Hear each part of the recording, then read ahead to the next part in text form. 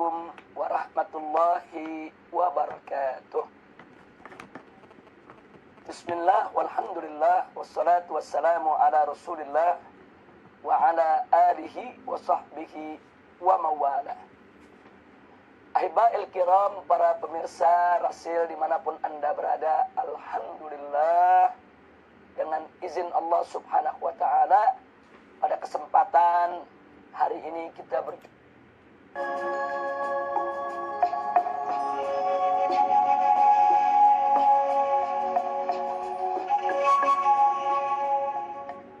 Assalamualaikum warahmatullahi wabarakatuh. Bismillah, walhamdulillah, wassalatu wassalamu ala rasulillah wa ala alihi wa sahbihi wa mawala. Ahiba'il kiram, para pemirsa Rasil dimanapun anda berada, alhamdulillah, dengan izin Allah subhanahu wa ta'ala, pada kesempatan hari ini kita berjumpa kembali, dan semoga kita semua senantiasa selalu dalam limpahan rahmat dan barakah dari Allah subhanahu wa ta'ala. Ahiba'il kiram, kita masih berada dalam perbincangan yaitu menyangkut kepemimpinan Islam. Nah, kali ini kita ingin menyoroti tentang adanya upaya-upaya propaganda yang memutarbalikan ayat dan hadis. Nah, ini perilaku memutarbalikan ayat dan hadis, menghalalkan yang haram, mengharamkan yang halal. Ini biasa dilakukan oleh kaum zindik. Siapa itu kaum zindik? Kaum zindik adalah kelompok yang mengaku sebagai Islam, yang pura-pura menunjukkan keislamannya, akan tetapi di dalam fakta kenyataan hidupnya dia suka dan sering memutarbalikan hukum, memutarbalikan fakta, memutarbalikan ayat dan hadis, menghalalkan yang haram, mengharamkan yang halal, sehingga akhirnya dia melakukan perbuatan yang bisa menyesatkan orang lain yang ada di sekitarnya. Nah, sebagai contoh, manakala para ulama, para dai, yaitu bercerita tentang kewajiban kepemimpinan Islam di tengah umat Islam, kemudian memaparkan ayat-ayat suci Al-Quran dan hadis Nabi, umpamanya seperti firman Allah dalam surat An-Nisa ayat 144, atau seperti firman Allah dalam surat Al-Ma'idah ayat 51, atau juga firman Allah dalam surat At-Taubah ayat 23, di mana di sana Allah melarang umat Islam mengangkat orang kafir sebagai pemimpin. Nah, tiba-tiba ada kelompok yang mengatakan begini, ayat-ayat itu memang itu larangan orang Islam untuk mengangkat orang kafir sebagai pemimpin. Akan tetapi ayat itu berlaku pada sistem masyarakat tatkala Al-Quran itu diturunkan. Sedangkan sekarang sistem masyarakatnya sudah berbeda. Sekarang ada pemilihan langsung, sekarang ada sistem demokrasi, sekarang ada sistem polling, jajak pendapat. Nah, jadi kan mereka ayat-ayat tadi karena diturunkan sebelum ada sistem modern, maka tidak boleh digunakan dalam sistem modern. Jadi ada mengatakan itu kan surat Al-Ma'idah ayat 51 diturunkan sebelum ada pemilihan langsung, dan seterusnya dan seterusnya. Nah, ungkapan-ungkapan semacam ini merupakan ungkapan yang sangat-sangat berbahaya dan menyesatkan umat. Nah, oleh karenanya umat Islam harus waspada, harus hati-hati. Nah, jangan sembarangan begitu membaca satu pernyataan, ikut-ikutan untuk membenarkan pernyataan tersebut. Nah, mari sekarang kita koreksi.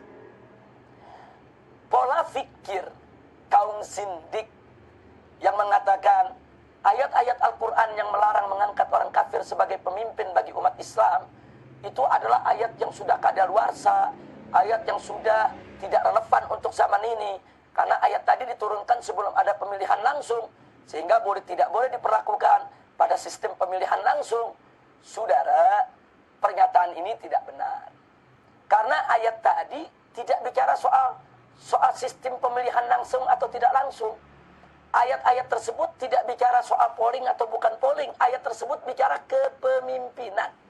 Artinya, suatu kepemimpinan itu Baik itu dilakukan melalui polling atau melalui musyawarah mufakat atau melalui pemilihan langsung atau melalui aneka ragam sistem modern, tetap substansi kepemimpinannya umat Islam tidak boleh dipimpin dengan orang yang di luar Islam.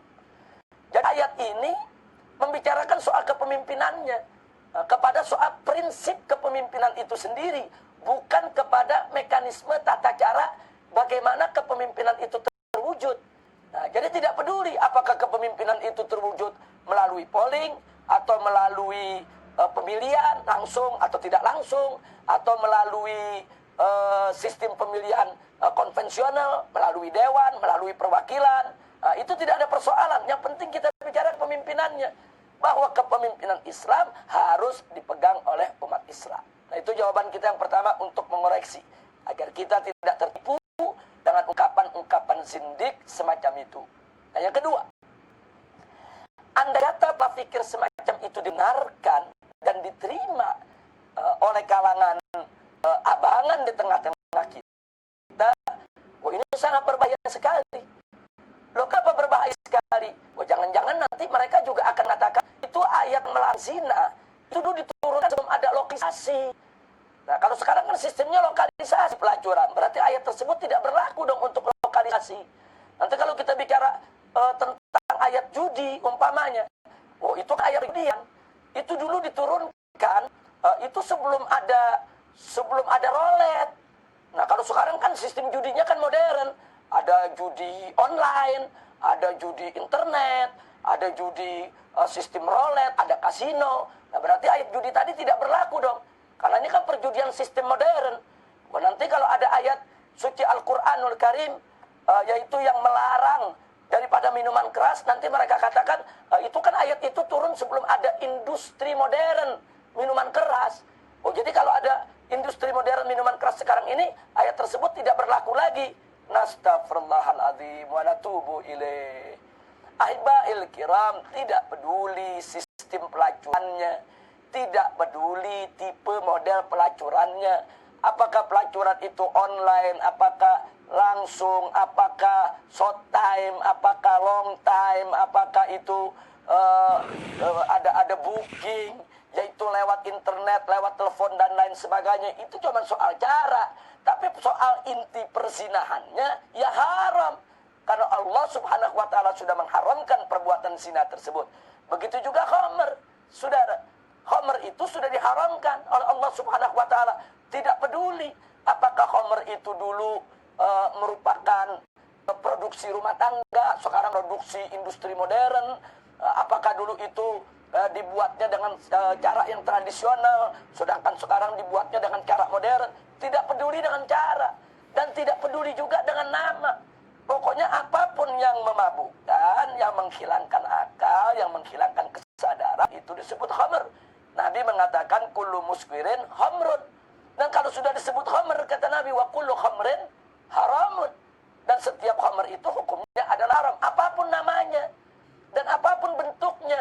Apakah khamr yang menghilangkan akal itu bentuknya cair, bentuknya bubuk, bentuknya tablet, atau bentuknya gas, atau bentuknya uap, tidak peduli. Selama dia menghilangkan akal, menghilangkan kesadaran, dia adalah khamr, diharamkan dalam Islam.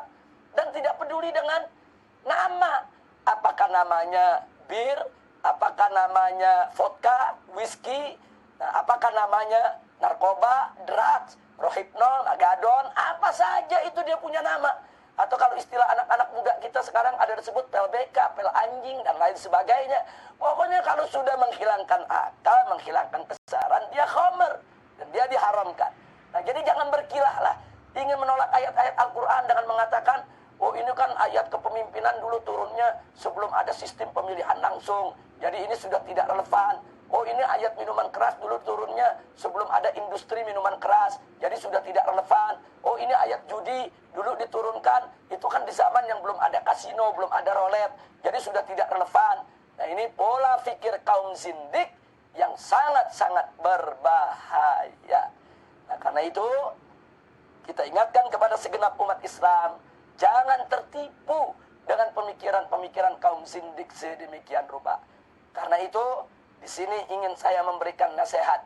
Yuk, mari. Kalau kita mempelajari tafsir, ambillah tafsir yang muktamad, tafsir yang muktabar, tafsir yang ditinggalkan oleh para ulama-ulama salaf kita. Atau seperti tafsir yang banyak beredar di masyarakat, tafsir Jalalain umpamanya. Itu kan tafsir yang muktabar, diakui oleh para ulama. Pelajari. Nah, jangan anak-anak muda kita memakai tafsir jalan lain. Nah, ini yang akhirnya pemikirannya menjadi semerawut. Dan kalau ingin belajar, cari guru yang jelas ilmunya, jelas akhlaknya. Belajar kepada syekh, belajar kepada mursyid, belajar kepada muallim, belajar kepada ustadz yang ilmunya jelas, akhlaknya jelas. Jangan belajarnya kepada syekh Google atau belajarnya kepada syekh YouTube. Ini kalau belajarnya kepada syekh Google, akhirnya ngawur pemahamannya kepada persoalan Islam. Saya tidak mengharamkan kita untuk membuka Google atau untuk menggunakan Google. Jadikan Google itu hanya sebagai alat bantu untuk mengumpulkan informasi. Ini kan era keterbukaan informasi, tapi jangan Google dijadikan sebagai guru. Jadi ingin bicara halal haram, referensinya Google. Ingin bicara halal haram, referensinya YouTube. Ingin bicara halal haram, referensinya aneka ragam internet yang tidak jelas. Jadi kalau ingin bicara halal haram, referensinya mesti jelas. Al-Quran dan As-Sunnah yang disampaikan oleh para guru-guru kita yang ikhlas dan istiqamah. Nah, sekali lagi, hati-hati dengan Syekh Google, hati-hati dengan Syekh YouTube. Cukup itu dijadikan alat bantu untuk mengumpulkan informasi, tapi dalam menuntut ilmu, cari guru. Guru yang beriman, guru yang bertakwa, guru yang berilmu, guru yang berakhlak, guru yang ilmu dan amalnya seiring sejalan, yang akidahnya lurus, syariatnya tegak, akhlaknya mulia. Semoga kita semua diberkahi oleh Allah Subhanahu wa taala. Akhirnya sekali lagi saya himbau, jangan tertipu dengan propaganda kaum sindik yang ingin memutarbalikkan ayat dan hadis. Terima kasih atas perhatiannya. Semoga kita bertemu lagi pada kesempatan yang lain. Hadaniyallahu wa iyyakum ila siratal mustaqim. Wassalamualaikum warahmatullahi wabarakatuh.